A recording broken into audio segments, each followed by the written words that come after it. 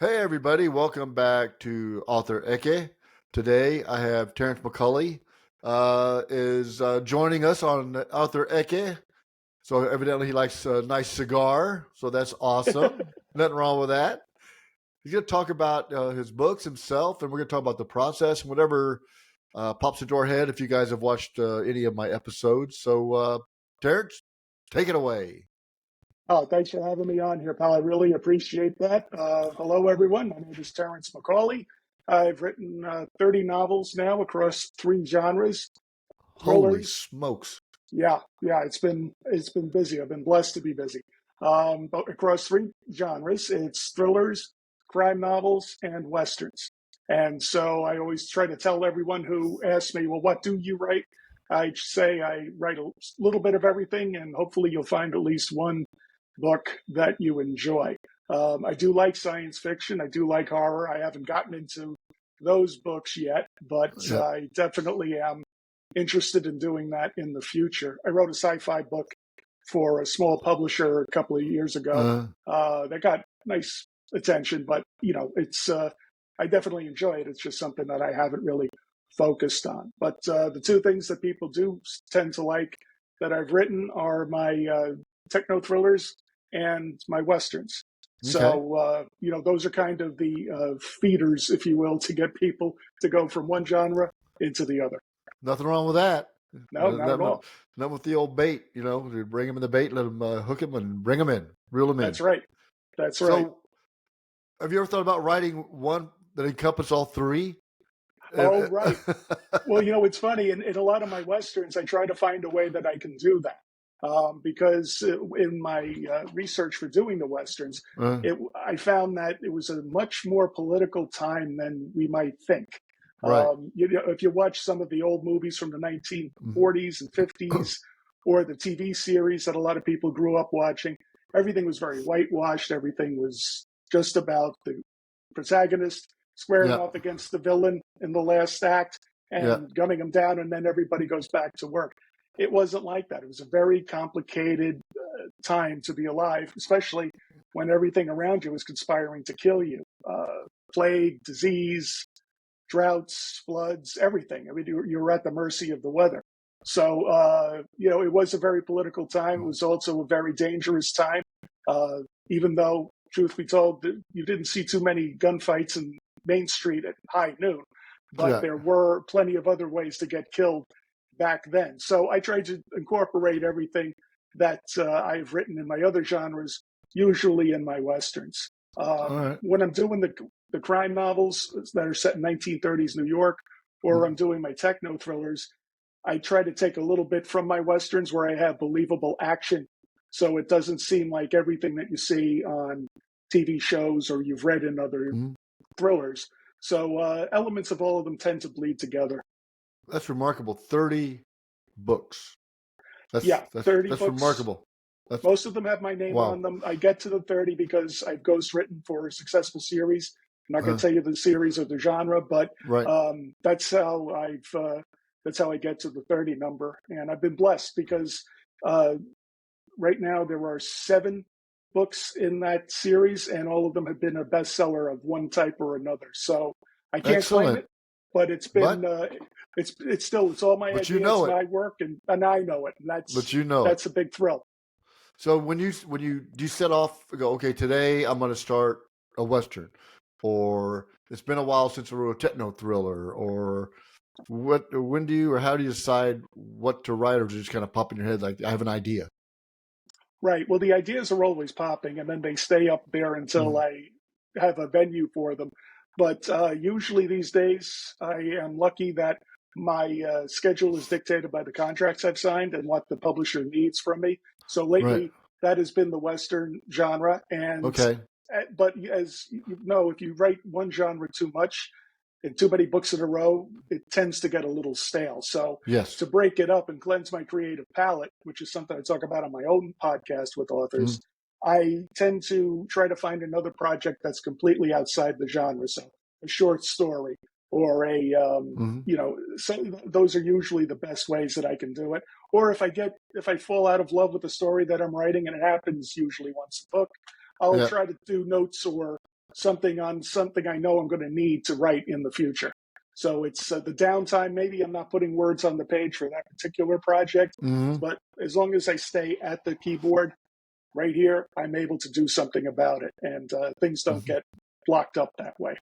So, have you always been a writer, or you just decided, I'd say I'm going to write a book, and then that just was a catalyst for what you're doing now?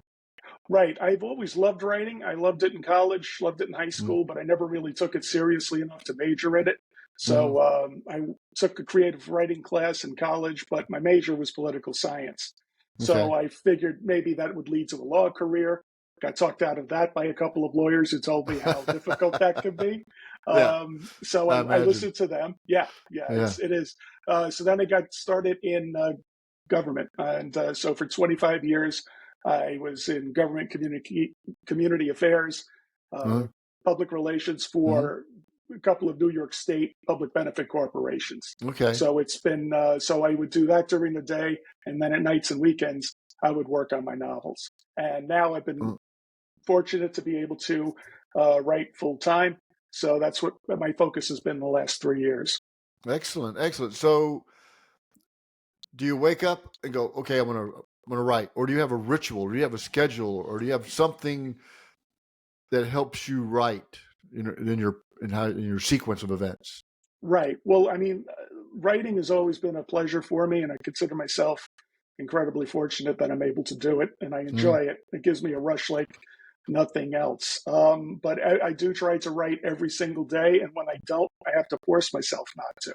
Um, I I have all of my ideas in my mind right, percolating all the time. right, So as I said earlier, when I reach for them, they're there. right. And so when I need to, I just tap into that and I begin my project. But sometimes when you write as fast as I do, Hmm. and that's because of the ideas that are up here, Yeah. uh, it leads to a lot of physical typing. So yesterday I didn't write, for example, because my arm was inflamed. So I had it in a brace all day. Oh Um, wow. yeah, so I have to be, you know, I've been publishing You get seriously workman's since. comp. Yeah, I know, right? I should, or at least a development deal. I'd settle for Writer's that. comp. Yeah, writer's comp. Yeah, that's what I should have. So yeah, there are times when I have to take a break, but I have to force myself to do it. There's always something to say, and there's always something to create. So I usually will write every day, start around 9 or 10, usually 10, and then I'll go until about 6 o'clock. I don't stop, and I stay in the chair, and I'm always advancing whatever project I'm on forward. And these things help. You know, Oh they yeah. it's not as healthy as having a cigar, as having a salad, but But you'd be surprised. I don't smoke as many as people think I do. well, I usually do about one, but it's good to keep me anchored in the chair and say, mhm, you know what, I don't feel like writing today. I'm going to go inside and watch a documentary on the subject I'm approaching. right, But that'll help a little bit. But right. being at the keyboard, there's no way to replace Mhm. that. Now, do you do? What do you write? Like 8, 10,000 words a day? I mean, you have to write a tremendous amount of words. Yeah, my average is usually around 5,000 words a day, and that's pretty consistent. If it's less than that for me, Hmm. it's not. I consider that a bad day, but it doesn't necessarily have to be new words. Sometimes I'll go back at what I was Hmm. working on I do the earlier. same thing. Yeah, I've and then started. that, Go ahead. and then it kickstarts it, and Hmm. then it helps me flow into advancing the story forward. Yeah, I've started my third book probably 5 times, and Yeah, I got 40,000 words into it. And I'm like, oh, I can't. I just can't make it. Right. right. Can't. So what I did is I started something else. Like, oh no, now I can use what I've wrote in these others and put Right. it because it's all the same kind of thing. So I just put them in there. I just got to make sure that I sequence them correctly, and either bring the character up a little forward because there's multiple characters, multiple things going on. It's just not a single thread of Hmm. action. It's multiple things that go on for the bigger plot. And I Right. think that's the hardest part. Do you outline or you just like boom, pantser? I just sit down and I start writing, and Yeah, I do. Yeah, the story evolves for me as it evolves for the people who read my stuff, and that's the beautiful thing about it excellent. because I so my writing is almost like a travelogue, if you will. I Yeah, take the reader through the creative process, just like I'm going through it, Mm-hmm. and just like my characters are going through it. And I can't tell you how many times I've gone back and changed something because now the story is a little bit different now, but in an important way. And as long as it's consistent all the way through, Mm-hmm. that's great. And it's also important for staying at the keyboard because you never know when an inspiration is going to come. Even if you're out of love with this particular book you're working on, Right. anything new, anything creative, you can harvest that later on, just like you mentioned with your previous books. You would say, you know what, I'm going to take it from this story, might not be strong enough on its own, but I'm going to take it and I'm going to move it over and I'm going to use it here. My first book was like that. I was in my What was the first 20s. book you ever wrote? What was the first The book you first ever book wrote? I ever wrote, I can remember it well, Tenets of Power. And it was about, it was based on the Nabisco merger. And it was from a mergers and acquisitions group came in and bought Nabisco. I was telling that with a fictional company so I could talk about the action that actually goes on in that kind of a deal. And I knew some people who were in that life, and I wanted to dramatize it. And I wanted it to be like a mammoth screenplay, if you will, because he's a big inspiration on me. Where there's a lot of tension, but very rarely is there a gun produced or a punch thrown or blood or anything. A perfect example of that is Glengarry Glen Ross, probably one of the most violent movies I've ever seen without a single drop of blood or a gun shown in any Oh, scene. wow. And it was all because it was character driven, dialogue driven, and plot driven. And you didn't need that stuff. And I think that's a much harder book to write. But Tenets of Power was my first attempt. There were some really great things there, but there were things that just didn't appeal to people, and I didn't really know how to sell it properly. I don't think So, anybody does. yeah, that's exactly right. And I didn't have a track record, but Right. that book has lived on in 5 other books, bits and pieces of it. I've harvested it, and I've used the relationships, the drama, the tension, the scene, and I've put Yeah. them in other books. So people said, "Oh, well, that effort was completely wasted." Not at all. I've used it time and time again, so, to the point where every element of that book is in 10 other books. So it's like the genesis of all your books because you still take snippets out of it, which are relevant in your books you have now. It's exactly right. Yeah, and it's been great to do that. And so I always tell people, especially if they're starting out, there's no wasted effort. You might be able to take that book just because it got rejected all these times. You might be able to use a lot of that in other projects. Yeah, I agree. Because I mean, just put something down. You know, if it's a bullet point, and then expound upon that bullet point. When, like I like to walk and exercise and come back and help me with the thought process. Or I'll wake up and go, oh no, I need to get that down before I forget. I'm like the Seinfeld episode where he wakes up, he jots the joke down, and gets up in the morning and says, "What did I write?" And have to ask people, "What is this joke?" And nobody knows. Like they finally get it, and go, "That's not funny." Right. Right. Yeah, that's what happens too. You know, I mean, and it's a process, and also too, it's not just about having a book in you or wanting to write a book. You have to train your mind to work in a certain way, and that's not. A lot of people say they can do that easy, but when they try it, doesn't always work out so well. So it's definitely a skill that one has to work on for a while. Very few people are natural born writers. I mean, it's actually there's a lot of dedication to it, because you put a lot of yourself in your book, whether you think you do or not, right? You're putting something about you in there. So when you have to, how do you feel about killing off characters? How does that make you feel? For me, it's fine as long as people don't see it coming. But then when it happens, they say, you know what, it's justified. Okay, I get that. If you do it just to do it for shock value, you're going to lose your audience. Perfect example of that in another medium was The Walking Dead. No spoilers, but you know, they killed off a couple of really popular characters in a very ugly way. They lost most of their audience. Now, from the story perspective, it made sense. From the story perspective, they make it pay off. But if no one's there to read it when it does pay off, it's not accomplishing anything. It doesn't matter. Yeah, right. You don't kill somebody just to shock somebody. Make it part of, okay, there's a reason why he or she was killed. Right. Because I can add to that, maybe somebody is, okay, you know, the partner was killed.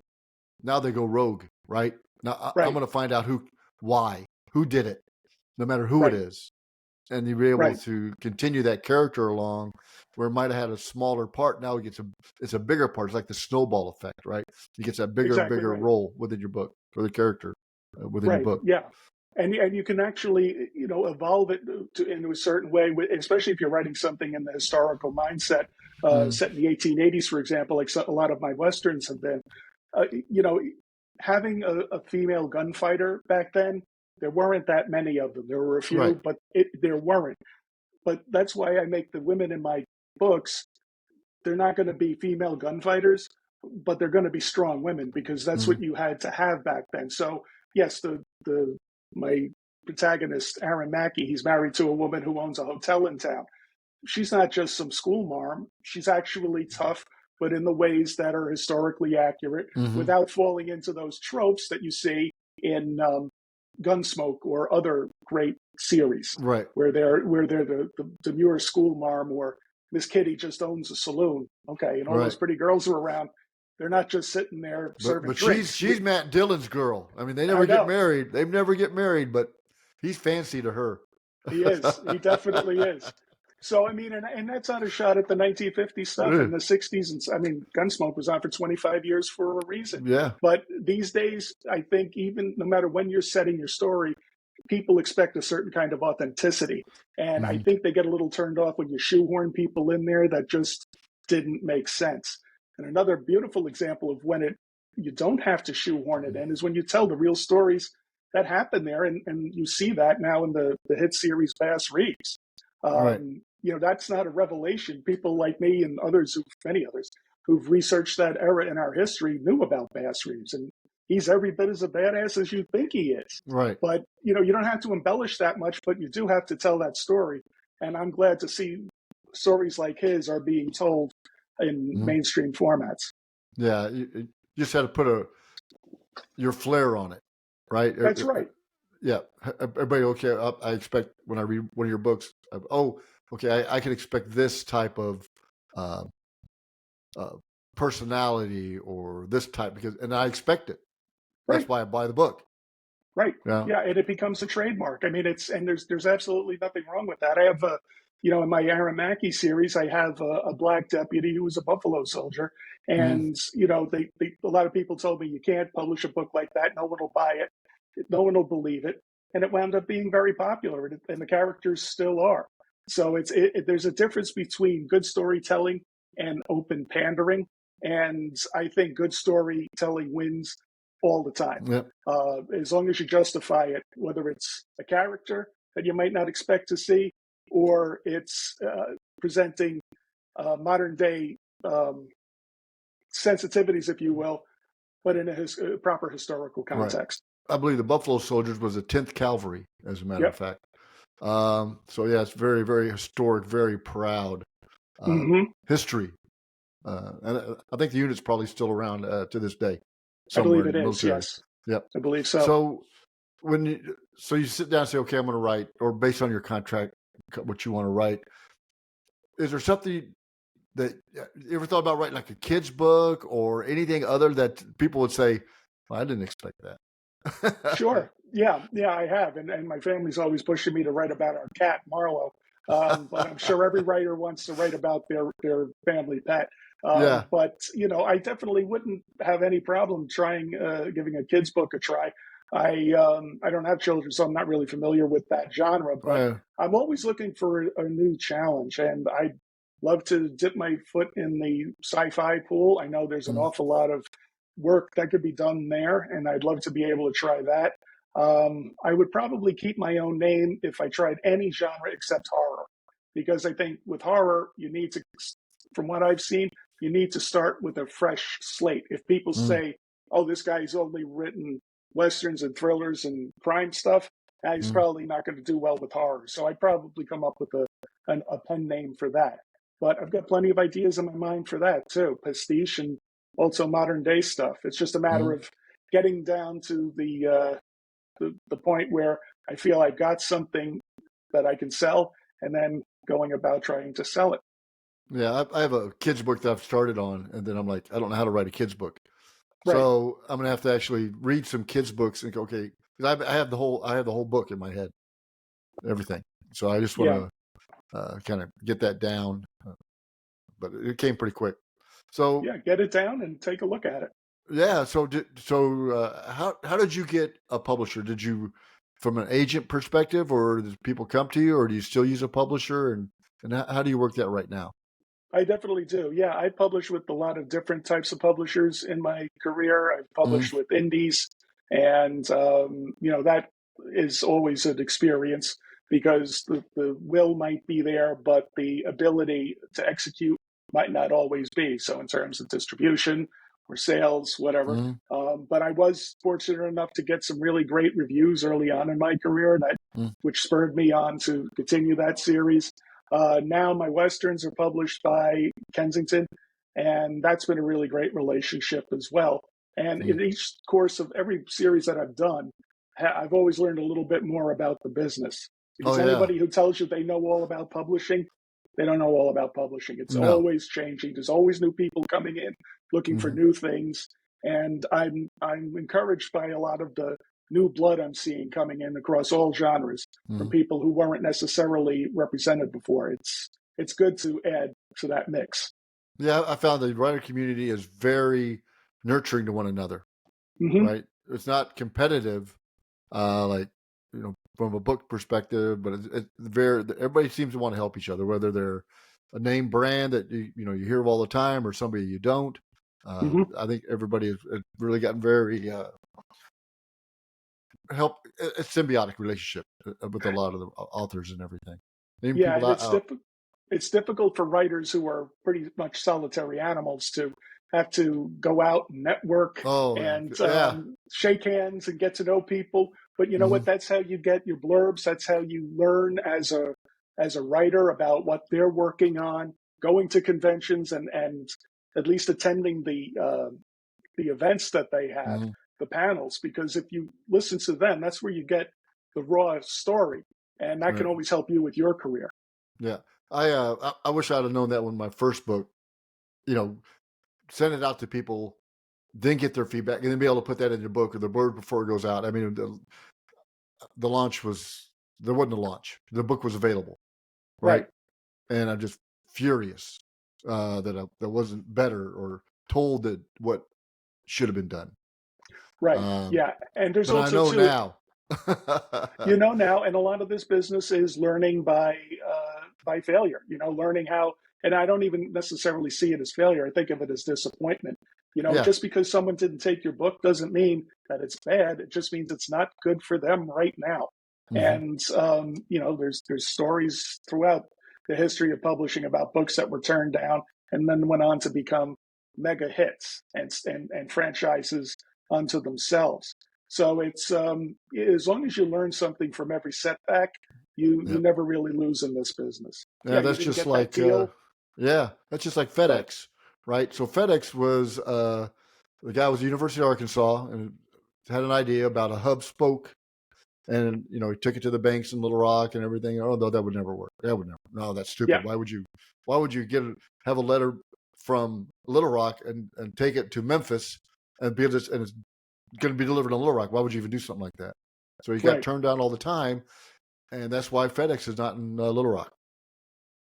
And look what it's done for Memphis, right? I know. So there's a lot of stories behind things like that. So you're Right, right. Just continue. Just continue to write if you enjoy it, and eventually, a couple people to like it. I mean, that's cool. I mean, you wrote it. That's free thought. That's not something that you took from somebody else. That's something came out of your noggin. right. Uh, like, I mean, it's like spurts like water.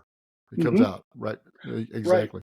It does. And I remember when I was writing Tenets of Power, I spent way too much time coming up with excuses not to send that out or not to finish it. Mm, But I think that was because I was getting used to being the idea of being a writer. I had graduated college, and I said, "Oh, I want this first book to be absolutely perfect." I workshopped it for years, and I learned an awful lot about how to be a writer when I was doing that. But mm-hmm, the project itself really didn't. I wasn't in a hurry to finish it.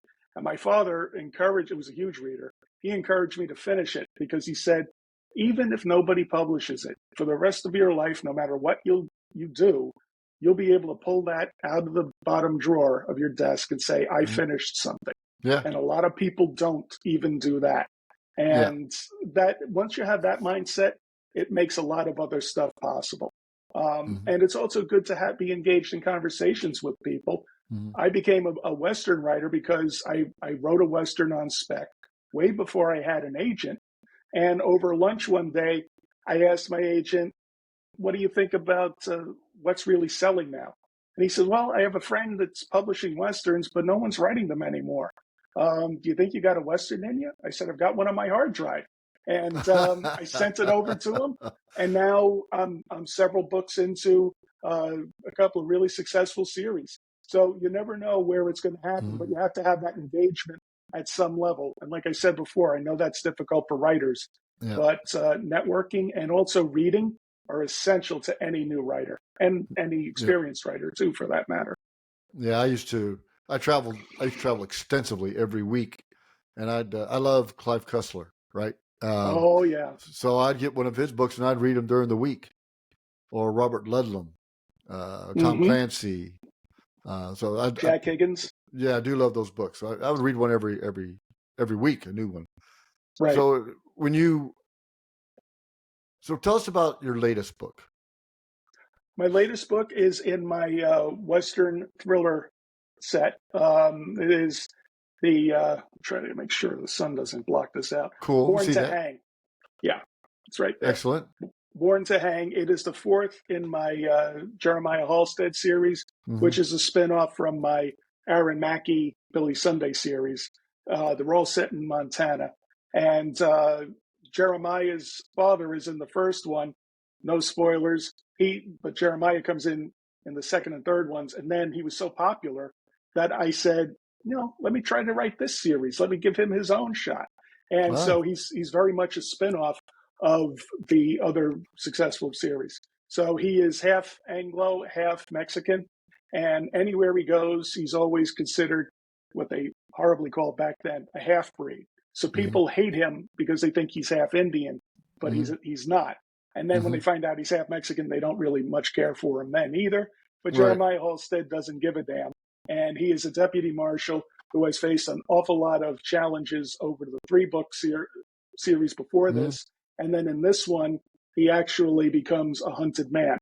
The person he brings to justice from the first 3 books exacts revenge from the grave almost. And Jeremiah, and he pulls strings, and Jeremiah goes from being a deputy U.S. Marshal to being a fugitive in some very harsh mountain conditions.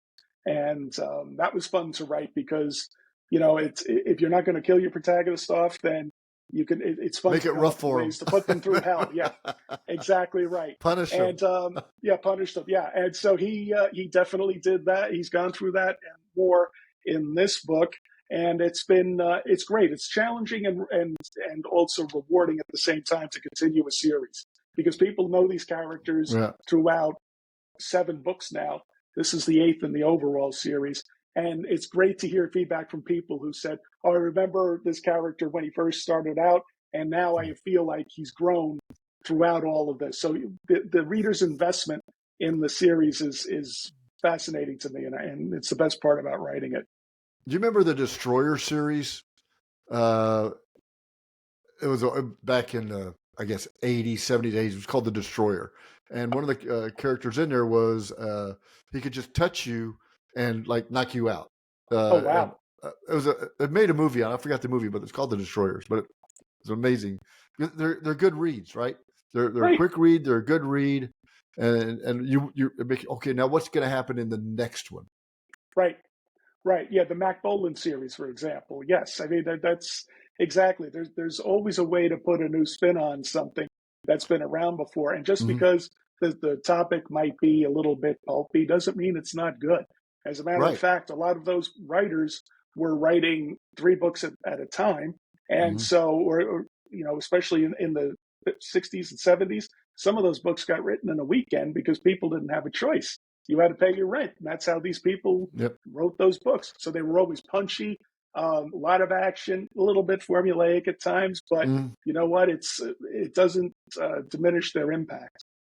So, how many books are normally in one of your series? I mean, do you know when you're going to end it, or how it's going to end, or are you going to let that come to its natural conclusion?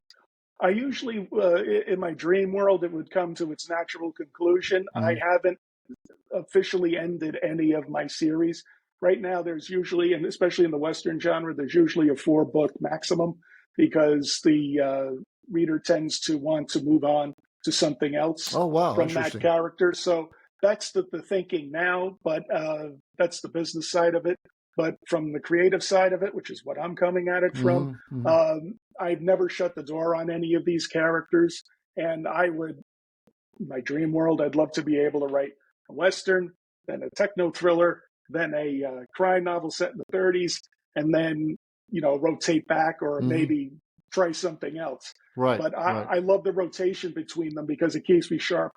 It keeps the garden of creativity watered, if you will. Yeah. So, how much? Because your books are, the techno thrillers and the crime and even the westerns. So, how much research do you do? For the techno thrillers, I did an awful lot of research. I Mm. had a lot of the benefit. People have said to me, did you talk to anybody who was a spy or something? I said, no, I Right. read the paper. I read Yeah. trade journals. Yeah. Yeah. Just to tell you how technology has changed, when I did my first book, Sympathy for the Devil, it's this one here. Hmm. Yeah. This one was the first in my university series.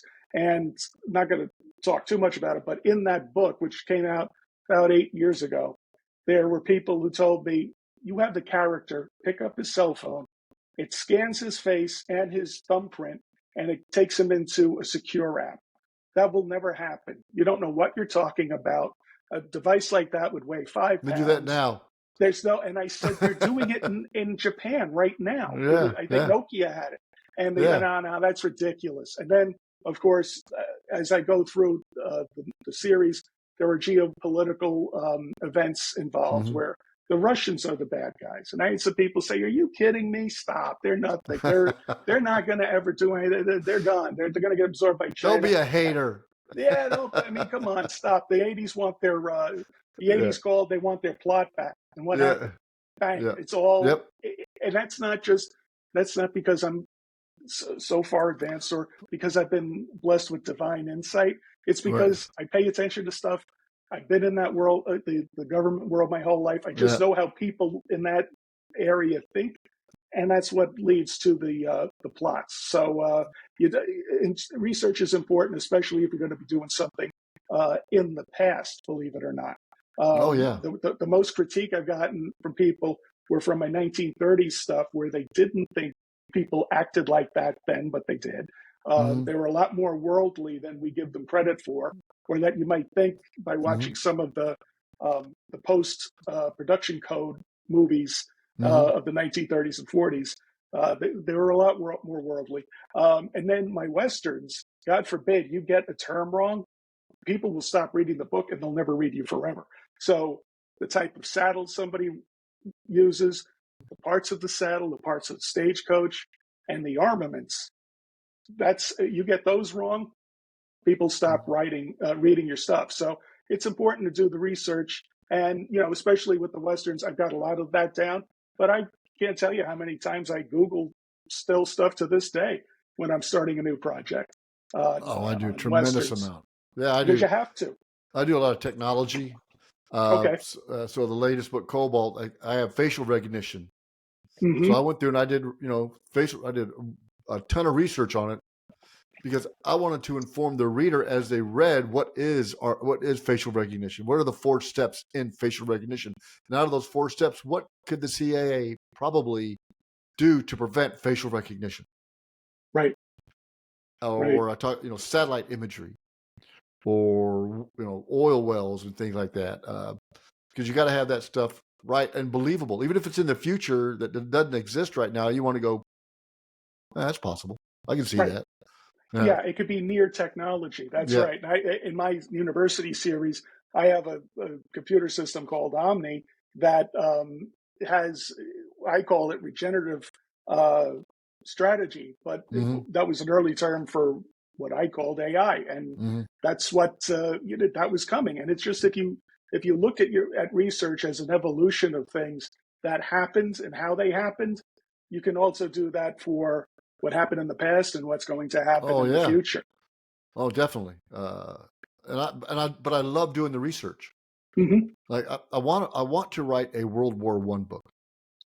Yeah, I wrote one of those. I wrote. And I think I have the area that I want to write about, because the world that we live in now it was the result of World War One. Right. To be honest with you. Yeah, it Uh, was. And it's a difficult war for people to get their head around, because they're saying all of this happened because of this one thing. Well, it wasn't yeah. just one Mm-mm. assassination. It was a lot of brewing of resentments over the years. Yep. And it was just 19th century Victorian mores coming up against 20th century Mm-hmm. realities. And Yeah. that was a horrible war. I wrote a book called The Devil Dogs of Belle Isle Wood, where all of the proceeds go straight to the Semper Fi Fund. Mm-hmm. And Belle Isle Wood was, as you probably know, the story where the event where the Marines got their modern day badass reputation, The and Devil Hard Dogs. won. The Devil The Dogs. Devil Dogs of Belle Isle Wood. Yeah. Yeah. Yeah. Yep. So it was, I did a lot of research into that. Had a Marine historian friend of mine talk to me back and forth about what we could and couldn't put in there, based on what the technology was back then and the Right. tactics. And so I encourage you to take a deeper dive into that era, because I'll tell you that was It was phenomenal. excellent stories to tell. And I just really became interested in that in the last few years for some reason. I don't know. I've always been interested in World War II, Vietnam. I was in the Army, Right. so I get all that. But Right. there's just so much, Watch Quiet on the Western Front. I mean, there's some movies out there that'll just, when they made them, it's just crazy. I mean, that war was terrible. Yeah, 1918 is another one to take a look at too. Yeah. It came out a few years ago, but it was just brutal and horrible conditions. The trench warfare. I mean, it was just, oh God. I mean, people don't appreciate what it was. And then I also, in my research into World War One, found out about the war that they had between the Italians and the Germans in the Alps, where they would be tunneling next to each other, and people went insane from doing that. So it's just that era. I'm so happy that you're going to be looking into that.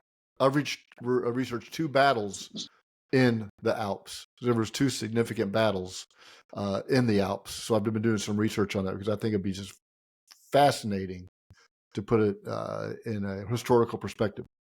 Yeah, no, it really is. And it was brutal fighting. It was, I mean, and when it first started, they were using Victorian tactics against machine guns.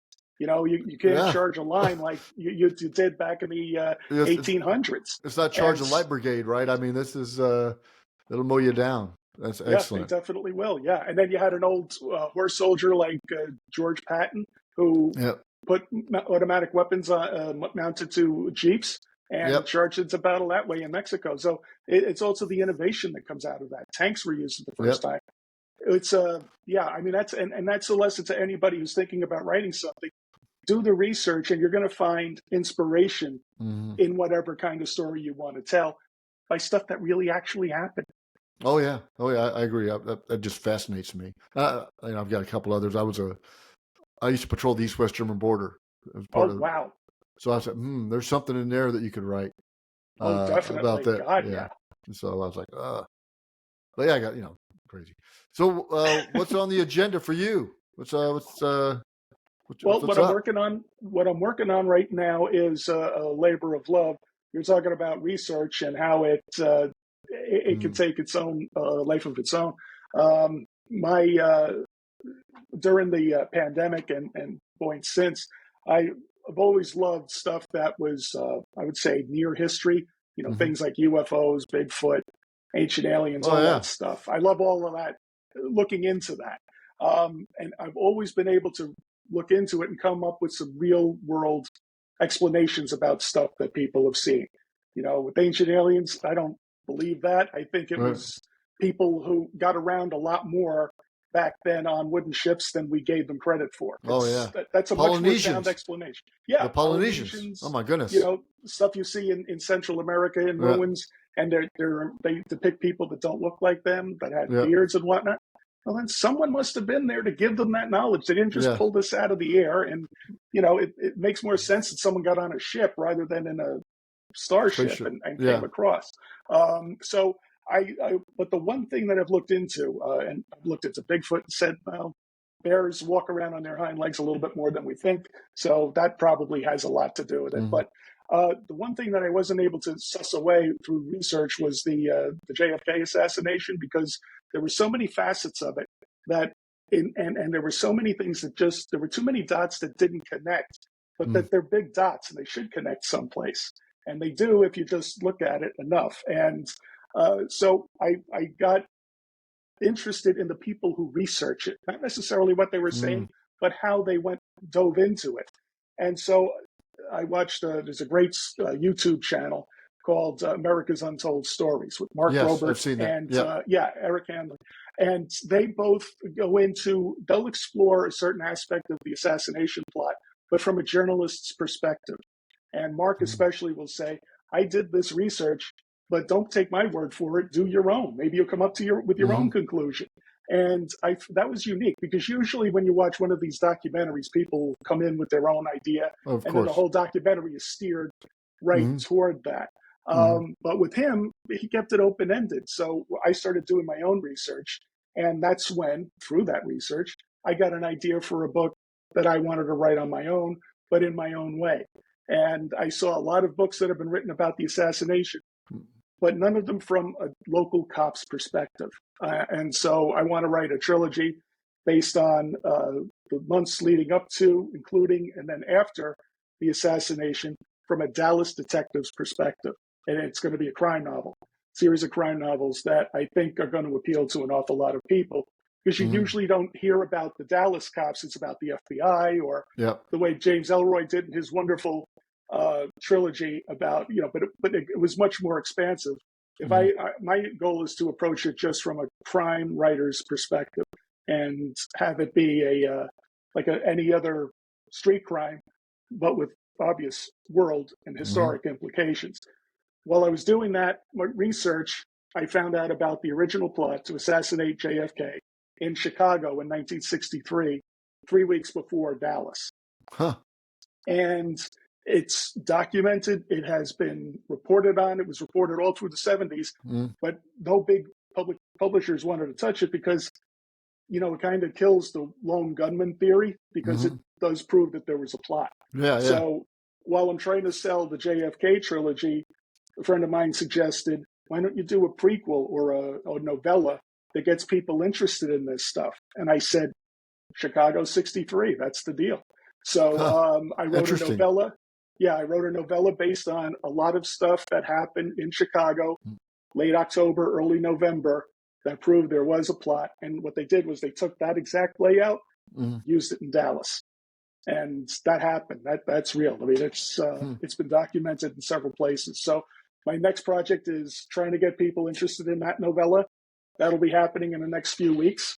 And nice. I think it's a journey that people are going to be excited to take with me. We're going to give the audience more access to how this is going to work than ever before. People are going to be able to pick the cover. They're going to get unique content that I have with people who are experts in this field. And you're not necessarily going to agree with all of them, but you're definitely going to want to hear what they have to say, because a lot of the landscape of that event has changed with new revelations over the last 2-3 years.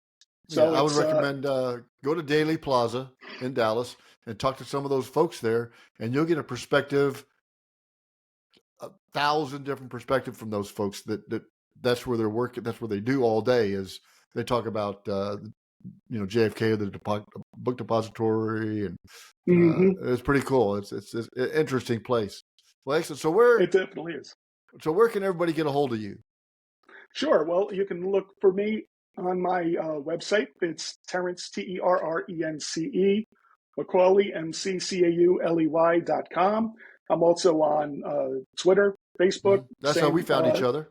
That's exactly right. Yeah, right. That's how we found each other. Yeah. And it's and I'm also, all of my books are available on Amazon if you just look me up.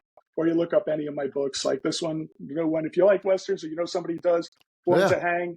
It's all of the books can pretty much be standalones, but it's always nice if you start from the beginning and then Mm-hmm. move forward. So those are the best ways people can keep in contact with me. Excellent. I also do my own response to all the emails I can.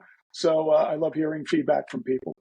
Excellent. Well, Terrence, it's been a pleasure talking to you. And your first sentence blew me away when you say you did 30 books. So, Well, it's a labor of love, put it that way. excellent. Excellent. Well, it's been a pleasure talking to you, and wish you the best. I'm looking forward to that JFK. I'll let you know about the World War I thing. Yeah, please do. As Yeah, that's that's going to an go. interesting project, and I encourage you to look into it. Yeah, it's something that fascinates me. Excellent. Yeah. All right. Thanks. Bye-bye. Thank you. Bye-bye.